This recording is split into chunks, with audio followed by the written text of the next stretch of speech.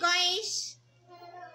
Tuwa ng baby ko. Nakataka sa kuna, guys. Yan po siya, guys. Oh. Yan. Alam ko kung saan na naman yan pupunta, guys. Yan. Magwalis siya, guys. Tamo, oh. Ang bait niya, guys. Diba?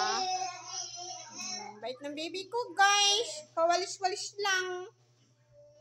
May kalat yung isa. Kanyang favorite electric pan. Ang ganda ng kanyang click pan, guys. For only 35 pesos. Ganda. Yung baby ko, lalabas yan. Pinakawalan ko siya sa kuna kasi maglilinis ako ng kanyang mga bote. Sige, dyan ka lang maglaro, ha? Mabait naman po yan, guys. Yan po, mabait yung baby niyan. Bye-bye! Bye!